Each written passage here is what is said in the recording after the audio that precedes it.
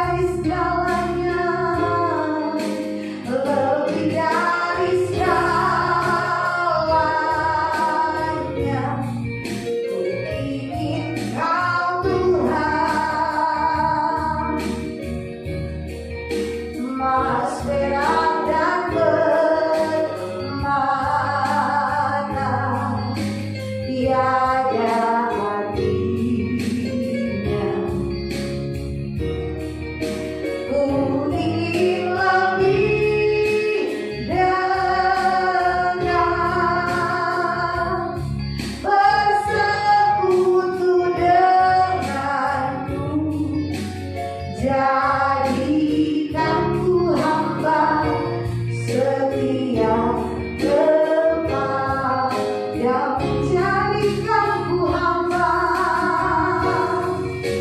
Jadikan ku hamba setia tepat, jadikan ku hamba. Jadikan ku hamba setia tepat, padamu. Haleluya, haleluya, haleluya, haleluya, haleluya. Segala puji bagimu Yesus. Terima kasih Tuhan, terima kasih Tuhan. Haleluya, haleluya, haleluya. Segala puji bagimu Yesus. Terima kasih Tuhan, terima kasih Tuhan. Haleluya, glory, glory, haleluya, haleluya. Segala kemuliaan, pujian bagimu. Terima kasih Tuhan, terima kasih Tuhan, terima kasih Tuhan. Haleluya, Yesus. Terima kasih Tuhan, terima kasih Yesus. Haleluya, lebih dari segalanya, ku ingin Kau Tuhan. Emas, perak, dan permata tiada arti. Ku ingin lebih dekat, bersekutu denganmu. Jadikan ku hamba setia kepadamu. Jadikan ku hamba, jadikan ku hamba setia kepadamu. Haleluya, haleluya, haleluya. Bapa kami berada di dalam kerajaan surga. Allah yang kami panggil di dalam nama Tuhan Yesus Kristus. Patutlah kami bersyukur kepadamu Tuhan, buat kasih pemeliharaanmu, pertolonganmu yang Tuhan terus limpahkan bagi kami saat ini Tuhan.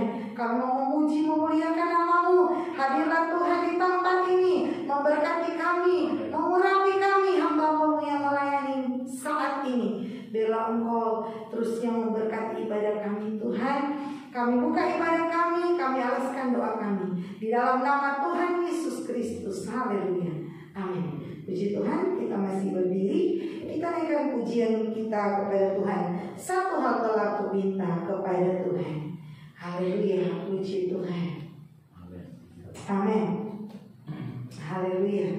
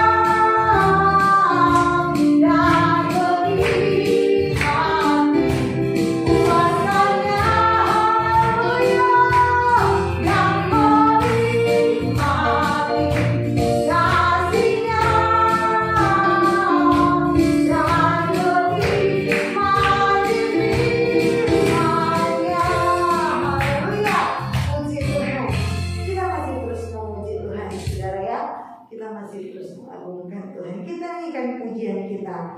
Jangan lelah bekerja di ladangnya Tuhan. Haleluya. Puji Tuhan. Haleluya. Puji Tuhan, kita mau terus bekerja sampai Tuhan datang. Amin. Haleluya. Puji Tuhan.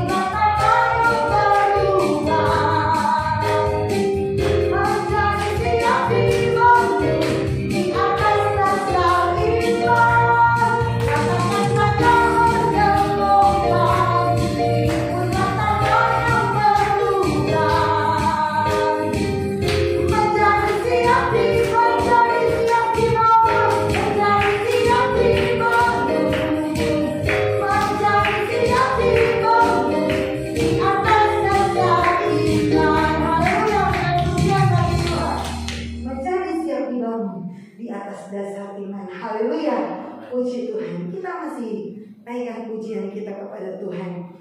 Dia tak pernah gagal karena Dia Allah. Haleluya. Dia tak pernah lalai. Dia menjamin semua firman-Nya. Amin. Puji Tuhan. Haleluya.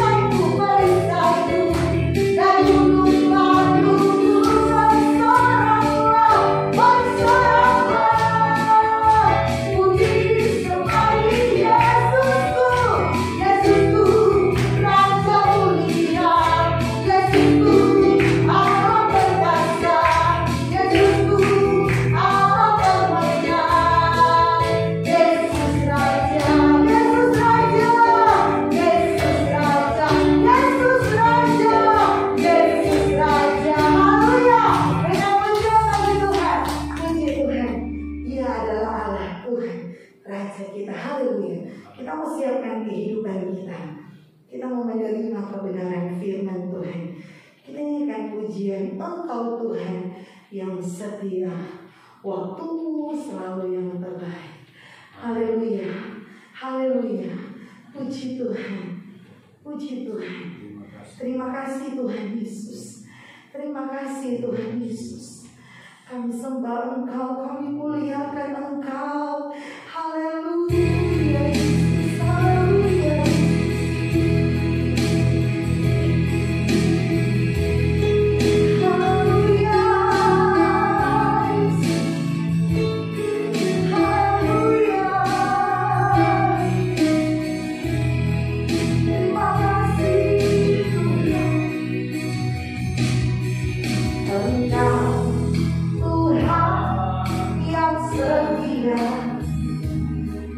Waktumu selalu yang terbaik. Engkau Tuhan sandaranku,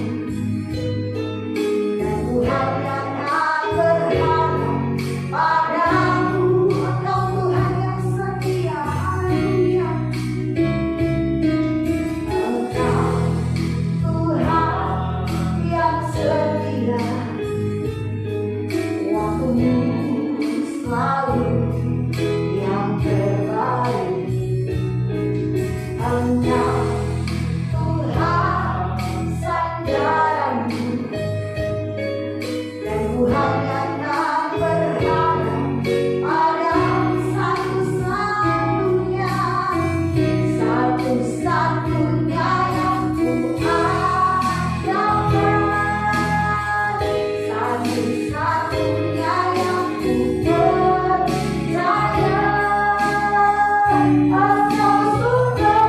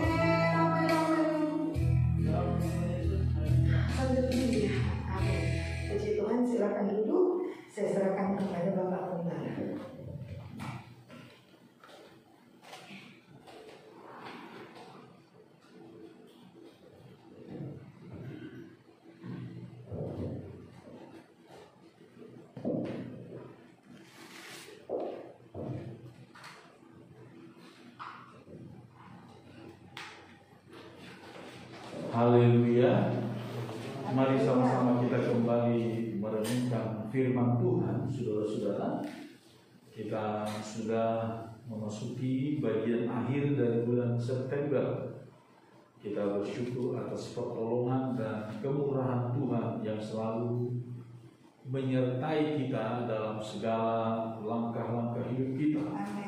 Mari kita kembali melihat firman Tuhan di dalam kitab Injil Matius pasal 4 ayat 24. Tuhan sebagai majikan kita yang baik, majikan kita yang adil. Disebutkan, tak seorang pun dapat mengabdi kepada dua tuan, karena jika demikian ia akan membenci yang lain, atau ia akan setia kepada yang seorang dan tidak mengindahkan yang lain. Kamu tidak dapat mengabdi kepada Allah dan kepada Mammon. Kamu tidak dapat mengabdi kepada Allah dan kepada Mammon. Saudara-saudara, kita harus yakin benar di dalam hidup kita, dan fakta-fakta, bukti-bukti di dalam kehidupan kita sehari-hari, dan juga di dalam Alkitab kita melihat, saudara-saudara, bahwa sungguh Tuhan itu adalah Tuhan yang baik. Allah kita itu adalah Tuhan yang begitu baik, yang penuh dengan kemurahan bagi siapa saja yang percaya dan berharap kepada Tuhan. Itu yang kita lihat, saudara-saudara. Pengalaman dari orang-orang percaya membuktikan bahwa Tuhan itu baik. Amin, saudara-saudara. Tuhan itu baik. Nah, saudara-saudara, di mana kebaikan Tuhan, di mana keadilan Tuhan sebagai majikan kita? Kalau Dia adalah majikan kita, di mana keadilan Tuhan? Kita melihat, saudara, keadilan Tuhan dinyatakan ketika Ia sebagai Tuhan yang memberi perintah, Dia juga yang memberikan kemampuan. Mari kita melihat salah satu contoh yang diberikan oleh Yesus di dalam kitab Injil Matius pasal 25. Matius pasal 25 ayat 15, perumpamaan tentang tuan yang memberi talenta. Firman Tuhan berkata begini, ayat 14 saya baca mulai. Sebab hal kerajaan sorga sama seperti seorang yang mau bepergian ke luar negeri, yang memanggil hamba-hambanya dan mempercayakan hartanya kepada mereka. Yang seorang diberikannya 5 talenta, yang seorang lagi 2, dan yang seorang lain lagi 1. Perhatikan, masing-masing menurut kesanggupannya. Lalu ia berangkat. Haleluya, saudara.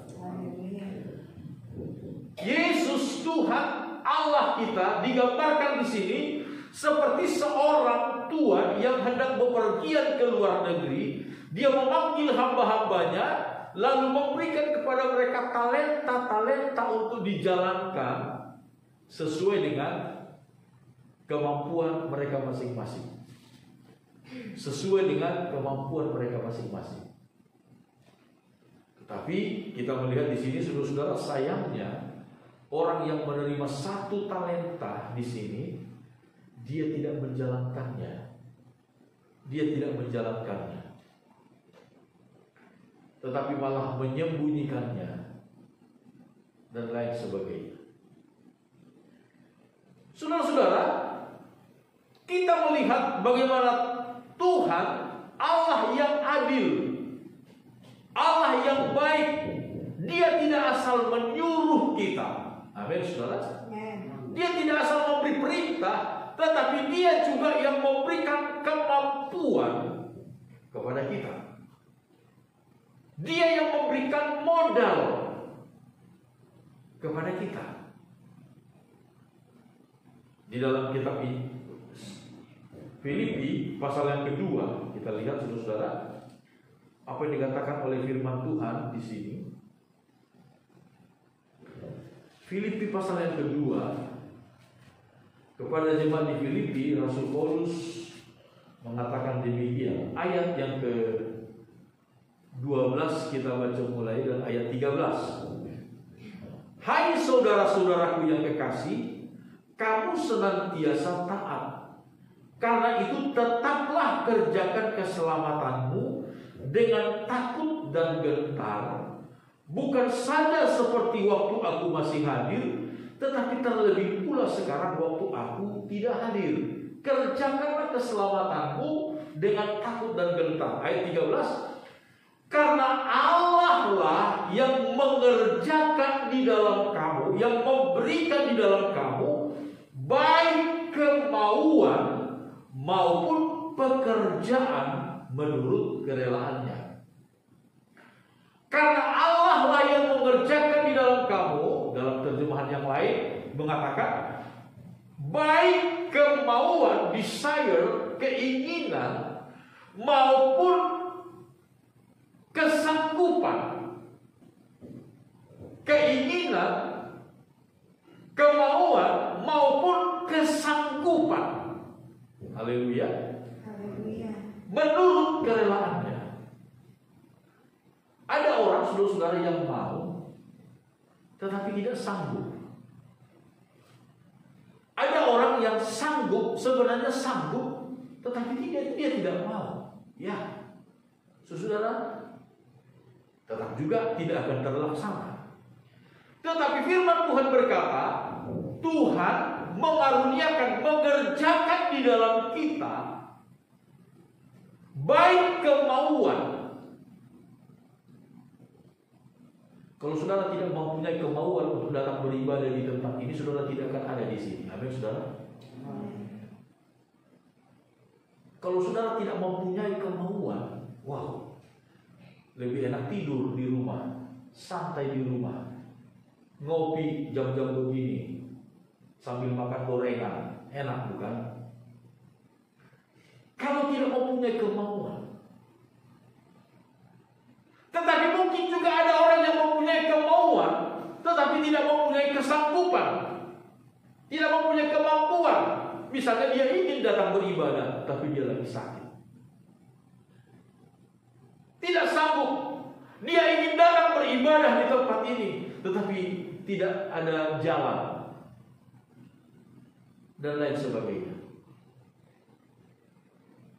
Saudara-saudara, Allah lah yang mengerjakan di dalam kamu baik kemauan maupun kemampuan.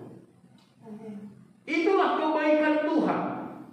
Jadi kita melihat di sini, saudara-saudara, Tuhan tidak sekedar menyuruh, Tuhan tidak sekedar memerintahkan sesuatu kepada kita, tetapi sebelum Tuhan memberikan perintah itu, Tuhan dahului dengan memberi kemauan dan kemampuan kepada kita.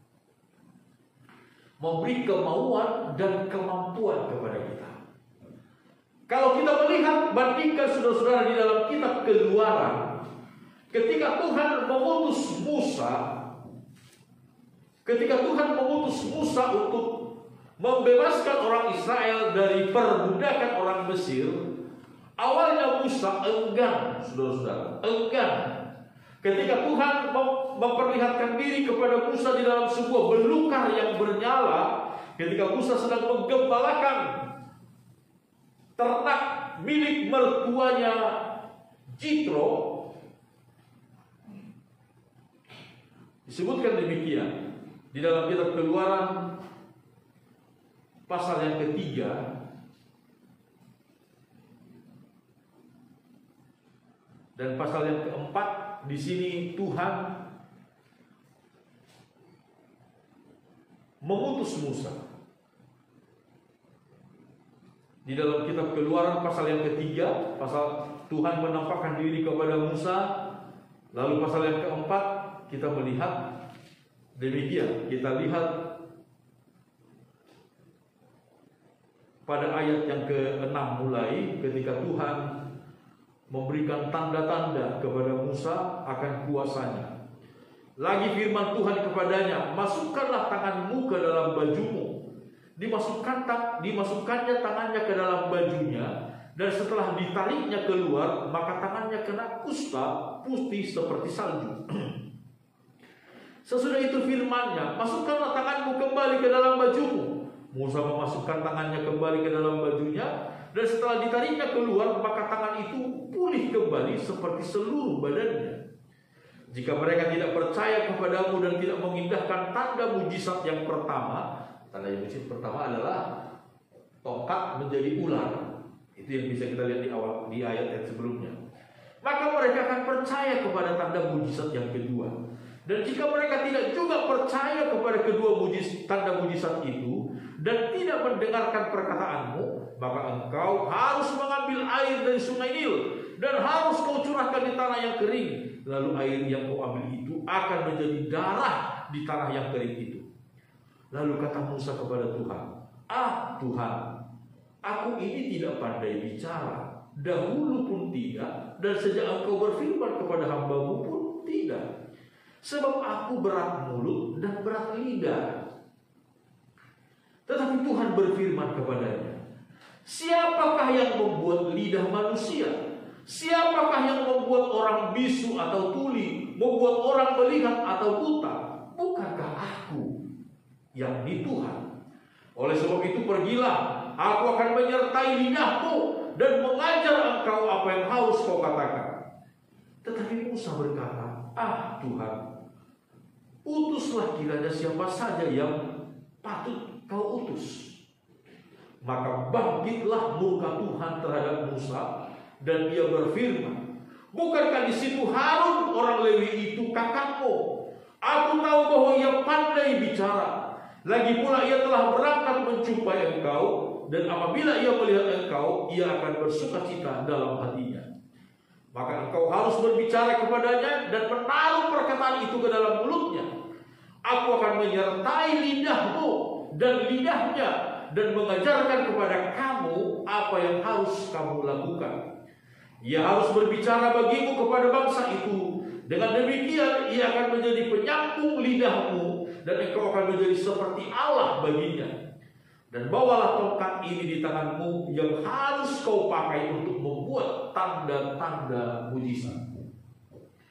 Saudara-saudara, ketika Tuhan hendak mengutus Musa, kita tahu Musa ini seorang yang luar biasa sebenarnya. Seorang yang luar biasa. Dia begitu mengasihi bangsanya, dia rela meninggalkan kemewahan Mesir karena dia sudah menjadi anak putri Firaun, yang akan duduk di takhta Firaun. Tetapi dia rela meninggalkan semua kenikmatan kemewahan itu karena umat Allah, karena bangsa umat pilihan Tuhan. Dia menjadi seorang pelarian. Dia menjadi seorang gembala kambing domba. Dari seorang yang terhormat di istana, sekarang dia tinggal di padang belantara menjaga kawanan kambing domba. Tetapi Tuhan melihat hati Musa, saudara.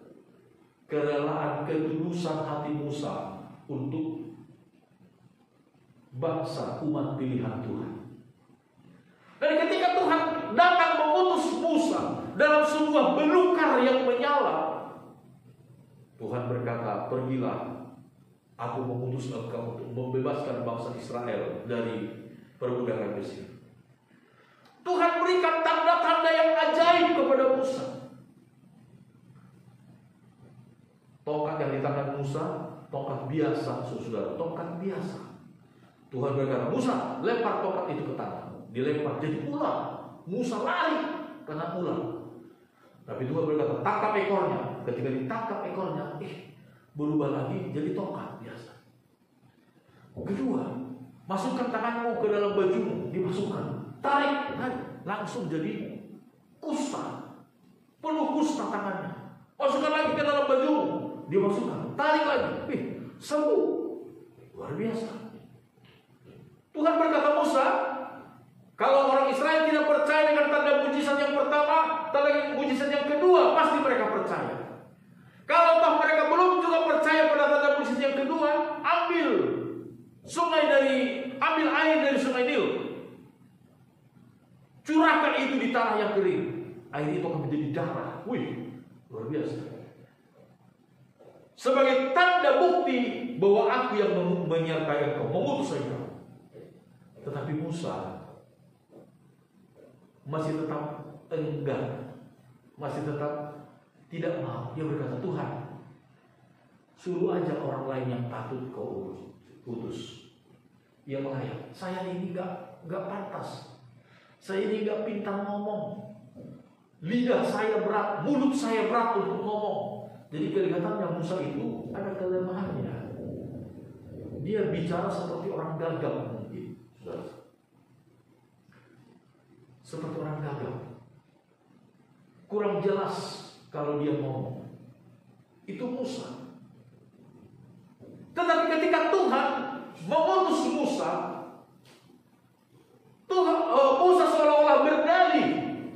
Tapi Tuhan berkata, Musa, siapa yang menciptakan lidah? Siapa yang menaruh mulut? Bukankah aku Tuhan yang menciptakan segala sesuatu? Dia berkata, Musa masih berkata, suruh orang lain saja. Sampai ketika Tuhan terlihat murka kepada Musa, marah kepada Musa, karena Musa selalu menolak. Tuhan berkata, Musa, bukankah di sana ada kakakmu Harun? Aku tahu dia seorang yang pandai bicara. Dia justru sedang datang untuk menjumpai engkau. Biarlah engkau berbicara kepadanya. Engkau akan seperti Allah baginya, dan ia akan berbicara kepada seluruh bangsa Israel. Lalu kemudian Tuhan berkata, pergilah, bawa tongkat yang ada di tanganmu itu.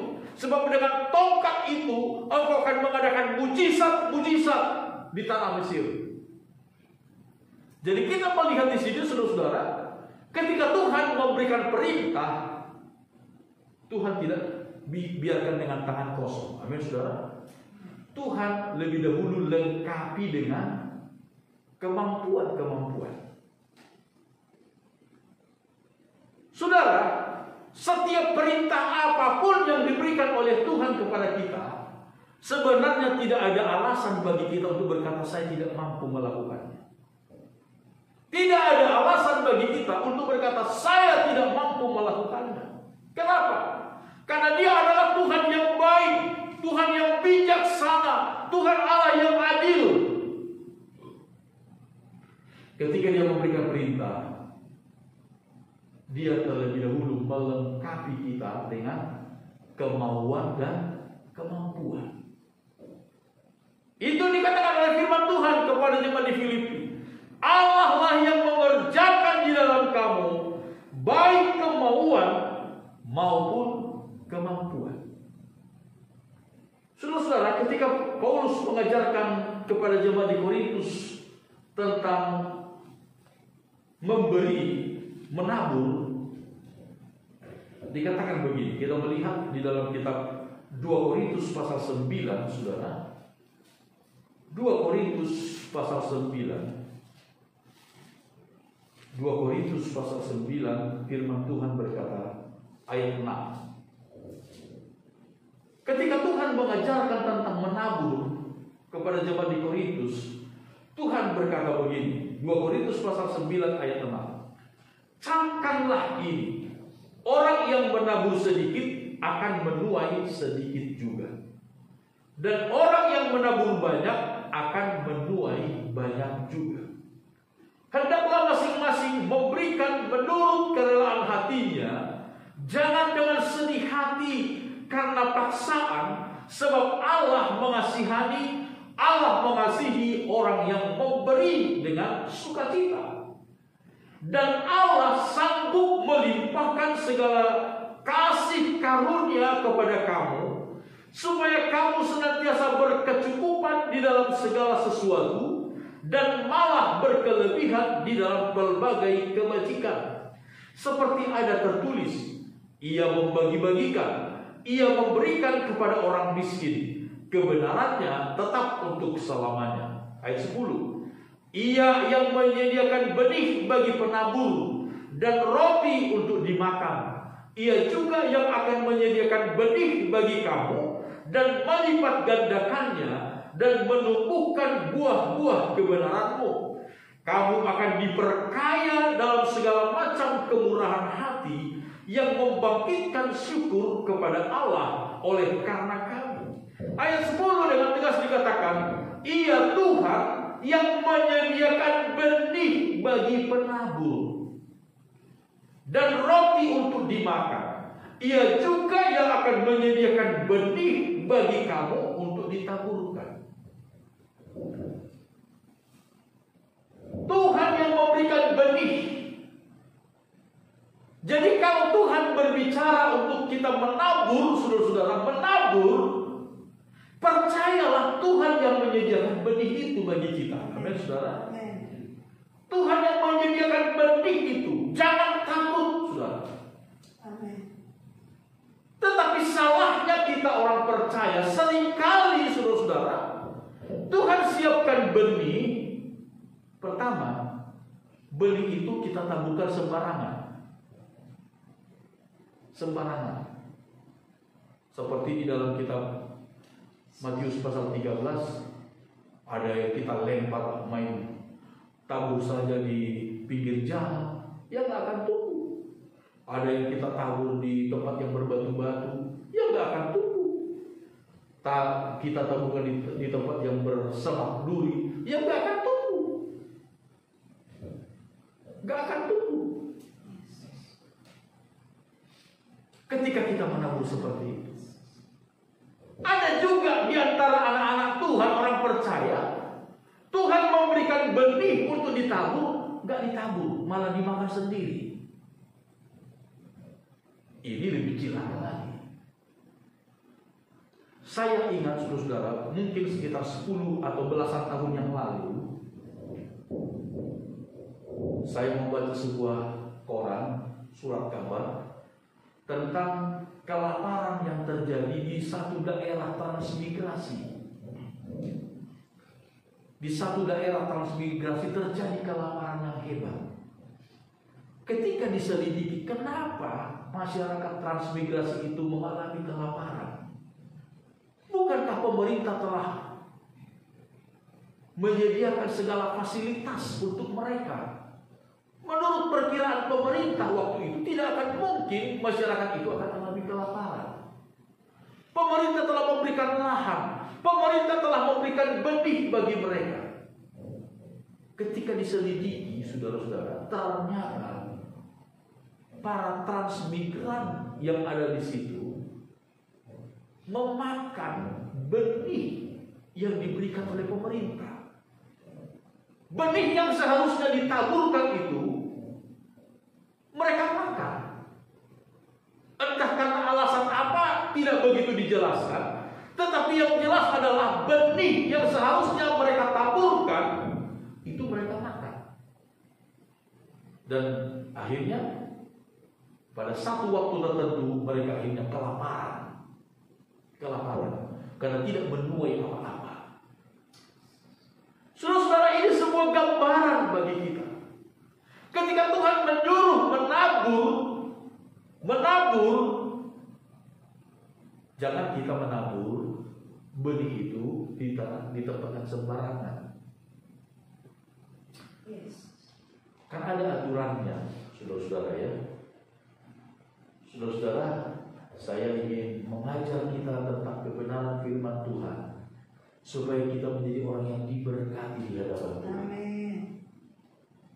Ketika kita menabur, jangan menabur sembarangan.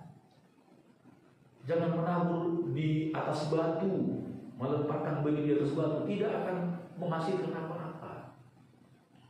Menaburlah di tanah yang baik. Tanah yang baik itu ladang Tuhan, pekerjaan Tuhan. Ketika saudara memberi untuk Tuhan, itulah ladang yang paling baik. Jangan lupa, saudara-saudara, menabur persepuluhan bukan taburan. Persepuluhan itu bukan saudara menabur, itu adalah kewajiban saudara.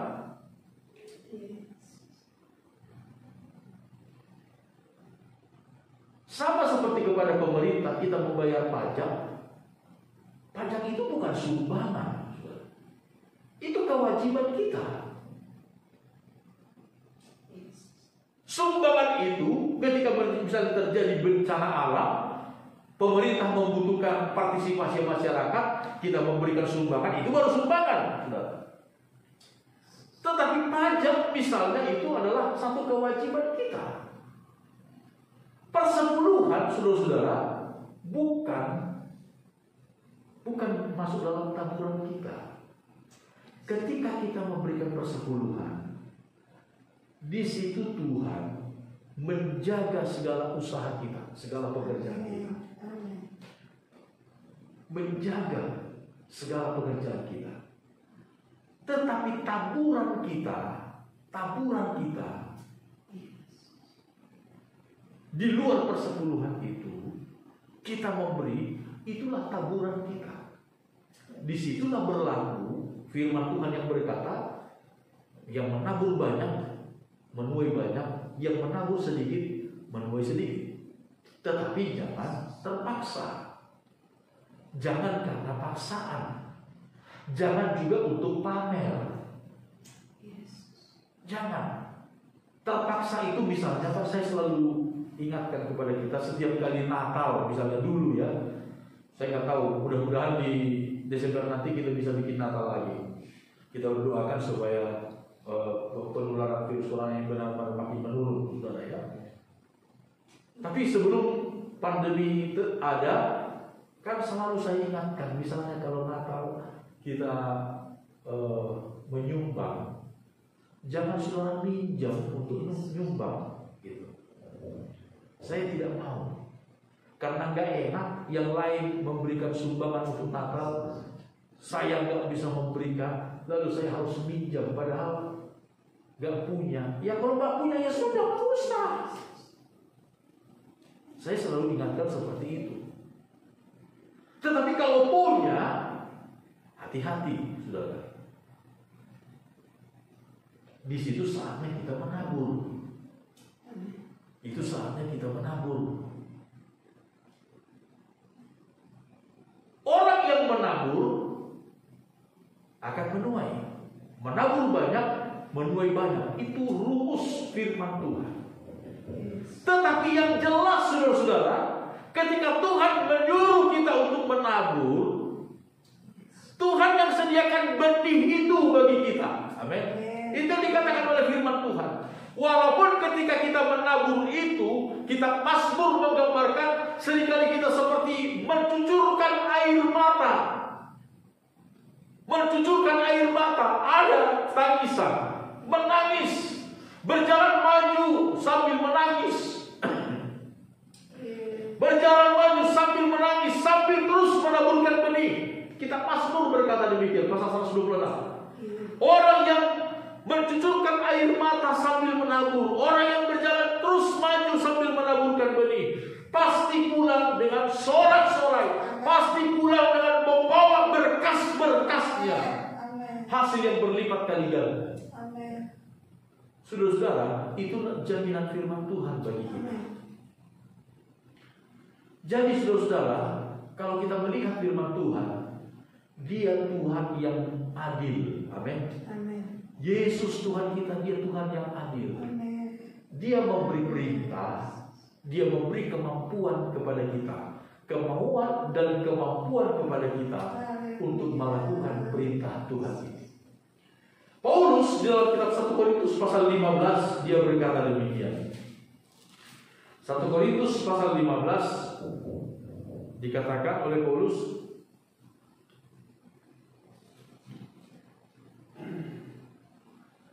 ayat yang ke-8, ayat yang ke-8 dia menyatakan dirinya demikian. 1 Korintus 15 ayat 8. Dan yang paling akhir dari semuanya, ia menampakkan diri juga kepadaku sama seperti kepada anak yang lahir sebelum waktunya, anak prematur, anak yang lemah. Orang prematur itu biasanya agak lemah, ya. Karena aku adalah yang paling hina dari semua rasul, bahkan tidak layak disebut rasul, sebab aku telah menganiaya jemaat Allah. Ini sebelum dia dipanggil oleh Tuhan. sebelum Yesus menyatakan diri kepadanya. Ayat 10. Tetapi karena kasih karunia Allah, aku adalah sebagaimana aku ada sekarang, dan kasih karunia yang dianugerahkannya kepadaku tidak sia-sia. Sebaliknya, aku telah bekerja lebih keras daripada mereka semua, tetapi bukannya aku, melainkan kasih karunia Allah yang menyertai aku. Haleluya, saudara. Rasul Paulus di sini dengan tegas berkata, karena kasih karunia Allah, aku adalah sebagaimana aku ada sekarang ini.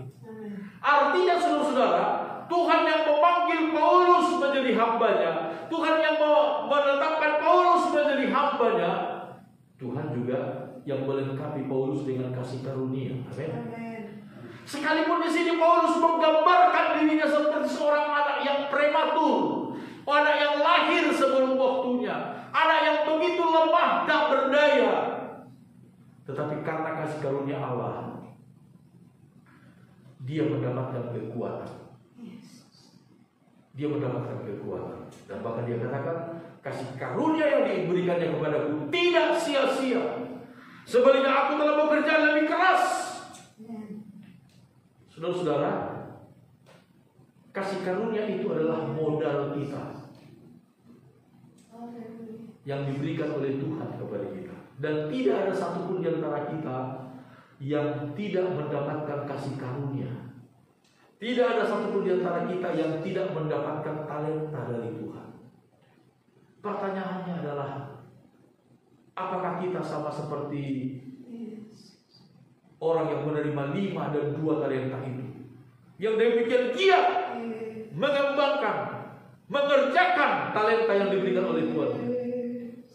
Atau jangan-jangan kita menjadi seperti orang yang menerima 1 talenta ini, menyimpan, memendamnya, dan tidak melakukan sama sekali apa-apa terkait dengan talenta itu. Saudara-saudara, tidak ada seorang pun yang dapat mengabdi kepada Tuhan. Kalau kita tidak mengabdi kepada Tuhan, berarti kita sedang mengabdi kepada dewa ilah yang lain. Saudara, tidak ada 3 pilihannya, tidak ada yang abu-abu, tidak ada yang netral, tidak ada. Hanya 2 pilihannya. Apakah kita mengabdi kepada Tuhan atau tidak kepada Tuhan? Biarlah kita menjadi orang yang mengabdi hanya kepada Tuhan. Amin, saudara. Ketika kita mengabdi kepada Tuhan, Dia adalah Tuhan yang adil. Segala yang kita perlukan dalam pengabdian kita kepada Tuhan, Tuhan sediakan. Amin, saudara. Tuhan pasti sediakan segala sesuatu yang kita perlukan dalam pengabdian kita, untuk pengabdian kita kepada Tuhan. Tuhan pasti sediakan. Itu sebabnya jangan takut, jangan khawatir. Kata Yesus dalam Injil Matius pasal 6 itu, ayat 25 dikatakan kemudian, sebab itu aku berkata kepadamu, jangan kamu khawatir. Jangan kamu khawatir. Biarlah kita menjadi orang-orang yang mengabdi kepada Tuhan. Karena Tuhan kita itu Allah yang baik, Allah yang setia, Allah yang mencukupkan segala yang kita perlukan, Allah yang memberikan kekuatan, kemampuan, kemauan kepada kita untuk melakukan kehendak. Amin. Puji Tuhan. Firman Tuhan sampai di sini saja. Tuhan memberkati kita semua. Haleluya. Saya serahkan kembali kepada Ibu Gembala untuk memimpin kita dalam ibadah yang selanjutnya.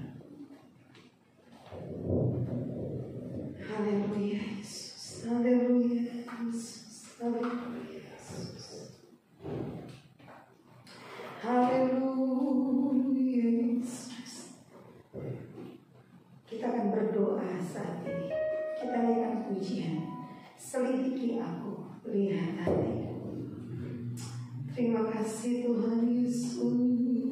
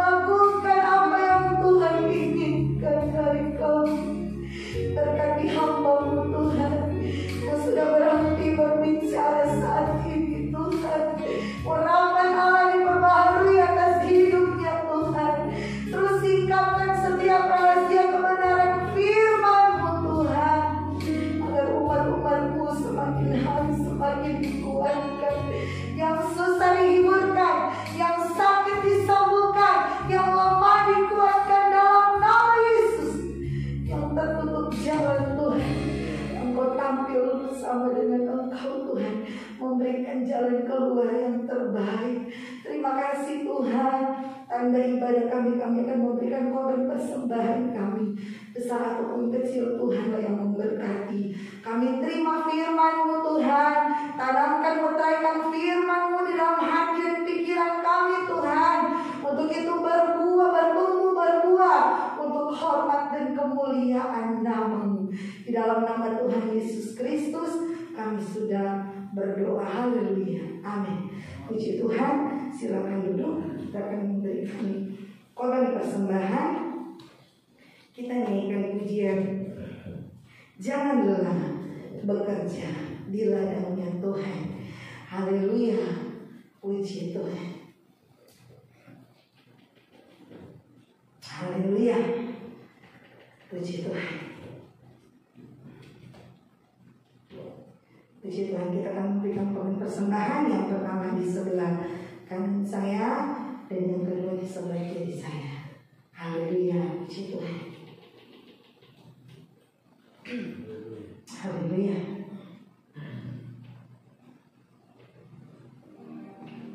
Puji Tuhan.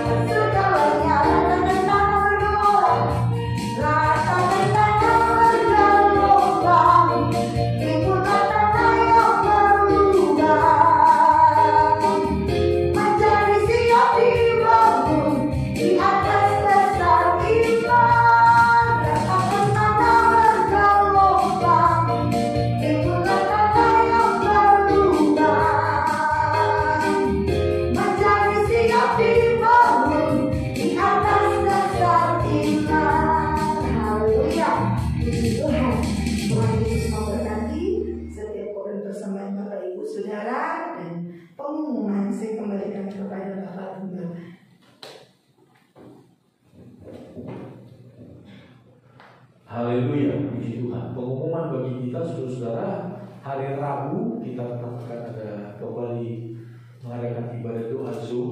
Kemarin kita dialihkan ke hari Kamis karena saya ada satu tugas di hari Rabu itu sampai hari Kamis siang, saudara ya. Dan kemudian jadi Rabu besok akan kita kembalikan jadwal doa Zoom kita. Hari Rabu jam 7:30. Dan minggu depan kita akan kembali beribadah bersama-sama jam 10 pagi di tempat ini. Sekali lagi saudara-saudara, saya minta kita untuk selalu berdoa supaya Tuhan menolong bangsa dan negara kita Indonesia. Penularan virus COVID boleh semakin ditekan. Apalagi memang sekarang saya dengar lagi sedang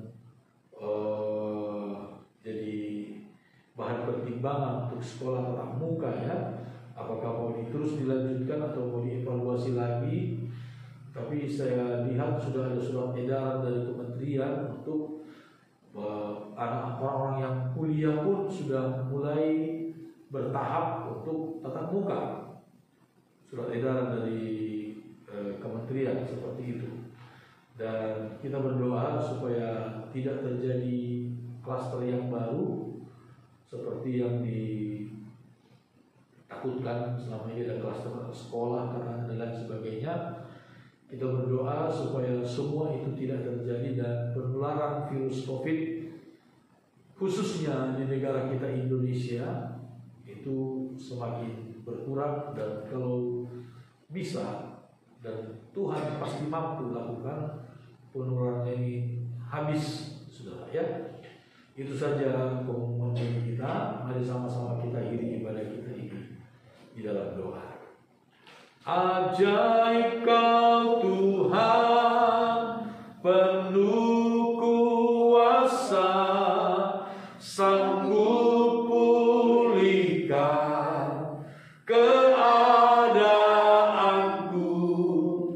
dalam tangan-Mu seluruh hidupku tak akan goyah selamanya.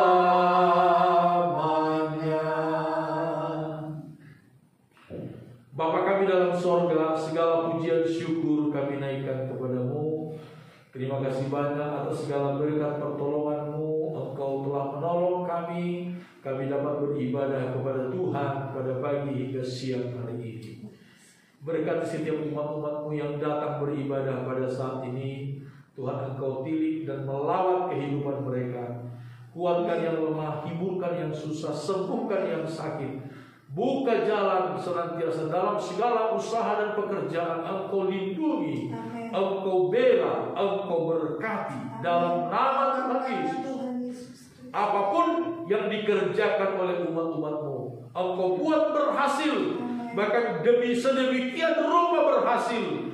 Nama Tuhan dipuji, dipermuliakan, mencengangkan kami, mencengangkan semua orang, dan Engkau yang dipuji. Karena segala berkat itu, kemauan dan kemampuan itu datangnya dari Tuhan semata-mata. Berkati persembahan yang diberikan oleh umat-Mu dengan segala sukacita mereka.